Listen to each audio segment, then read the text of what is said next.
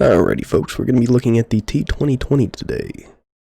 We're going to try and make this a little bit of an unbiased review, but everybody and their mother has an opinion on this tank already, so let's get into it. The T2020 is a Tier 8 Russian premium tank.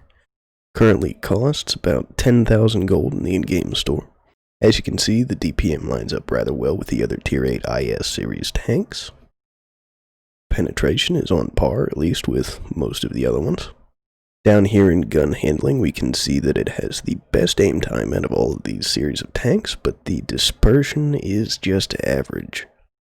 One of the saving graces of the tank is the 6 degrees of gun depression, which is better than some on the list, tied with the rest. When looking at mobility, we can see it has 40 kilometers per hour. That is better than some of them, like the 112 Glacial and the WZ-111, but you know, slightly worse than the 112-2 in the IS-5. If we look at the power to weight ratio, however, we can see that it lags behind most of the other tanks here except for the WZ-111. Traverse is on par with most of the other tanks. And hit points, we can see that it has 50 less hit points than all of the other IS series tanks, excluding the IS-5. Alright, let's go to the garage here and take a first look at the armor layout. Now, I have just recently purchased this tank, so I have not had a chance to look at it in Blitz Hangar. However, we are going to move over there and see if some of the assumptions that I have are correct.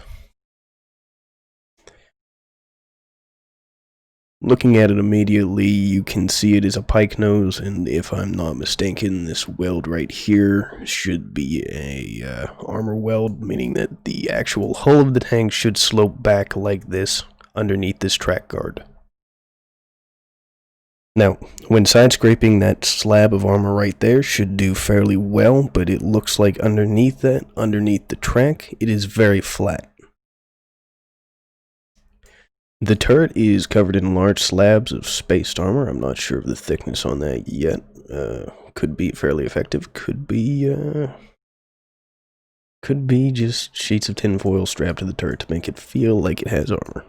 Same thing with these side skirts. They look like anti-heat side skirts, but the fact that it just looks like chain link fencing does not bode well for the thickness, if that even exists in the hit model.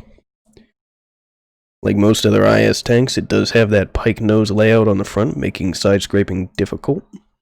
Because you are angling out at an angle, that flat armor is going to appear even flatter. Now, turret-wise, it does have a very well-sloped turret back here. However, that will all depend on the thickness of it. If it is a little bit thinner, it will be great frontally, but from the side, not so much. Alright, here we are in Blitz Hangar. Looking at the armor model, I am not impressed. I am not impressed in the slightest. That armor weld that I was speaking about right here is non-existent in the actual armor model of the tank. That really should be something more like the IS-5 and the IS-3. In fact, let me pull that up and show you what that should look like there, because that is just disappointing. Here we are at the IS-3, and as you can see, the spaced armor portion on the side lines up exactly with the spaced armor portion that should be on the T2020. If I remove the spaced armor display portion of it, you can see the tank actually slopes back at that angle, making it an excellent side scraper. Whereas, over here on the T2020, they just made an armor slab. Why? I have no idea. 10mm thickness on that track guard is, well, that's disappointing. I shouldn't say surprising, but definitely disappointing. When side scraping, this is not going to be nearly as effective as that slab that kind of covers the track here. As you can see, that's 30mm of spaced armor on the IS-3, whereas that is just 80mm of side armor on the T2020. Now, looking at its side scraping, the sides are only 80mm thick, so even at a slight gradient like this, you are still going to be penned by 300mm pen guns, which you can find at Tier 8 and Tier 9. This upper portion, 225, that is enough to be penned by every single IS series tank with normal armor-piercing ammunition, as we can see. 215 plus 15%, you're going to be penned about, I'd say 30% of the time, every time they shoot you. As for the turret, let's look and see what this spaced armor is. It is 10 millimeters thickness, dear lord. That is disappointing. 100 millimeter thickness on the sides, and 145 on the front. You're gonna get penned through the gun mantlet pretty easily. Alright, let's see. Yeah, this is not good. This armor layout is frankly disappointing for what I was expecting. Yeah, I'm not a big fan of this. Even from the side, you're not going to have that black hole generator that you would have on a normal Russian heavy. I'm not a big fan of this.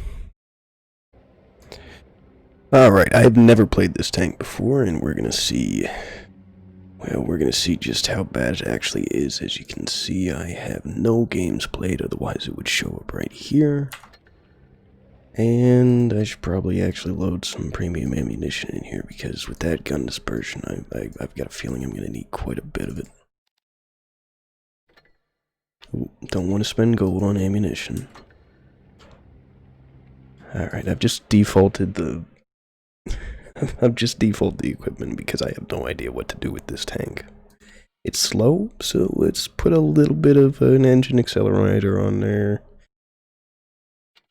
Improved optics because the camo net's useless. Defense system. I've explained all of this a myriad of times before.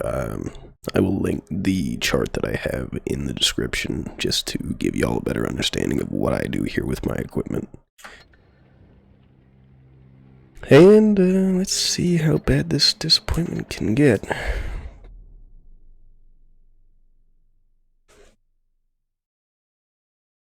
Besides the long queue time.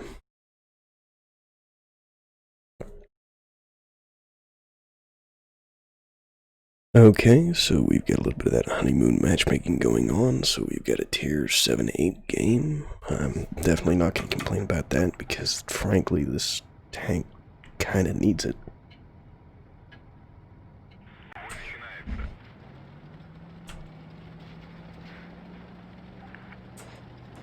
Looks like the team's going to split up a little bit. If I wasn't a tier 8, I would be a little bit less keen on this, but because we have a smasher, I think this might be a alright play, maybe.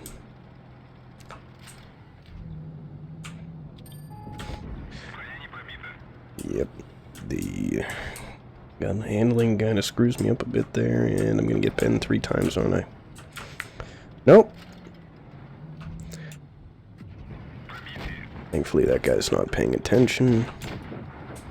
And the Saint Emil gets away with a lucky minor scratch. The DPM lets me down a little bit there, and the penetration, not so great.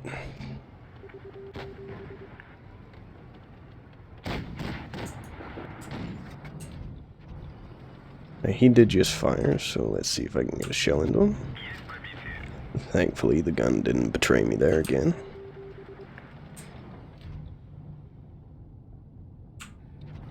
Medium tanks are getting slotted out there. Now this guy takes time to unload his shells, so I am going to actually poke that. We do need to crush this side of the map here soon, and that Annihilator's kind of cramping the style right now.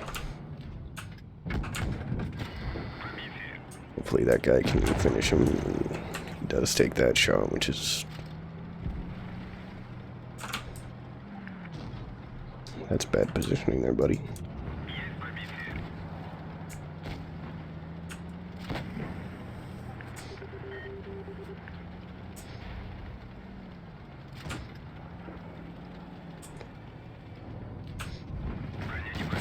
And the gun manages to hit the one spot of armor that I can't pin. Unfortunately, he dies, but he dies in a very good spot for me. And you just can't take those kind of shots with a Russian gun. I should know this, but... you know, you still want to try it. Even if you don't think you're gonna pen, every shot you hold is DPM not used.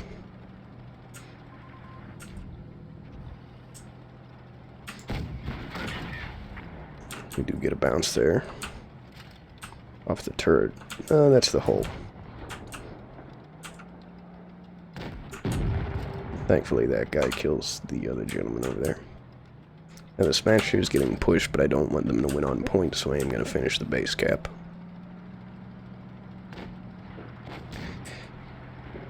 Oh boy, I'm not a big fan of this. Don't get right there, I'm trying to get in front of you, you jackass.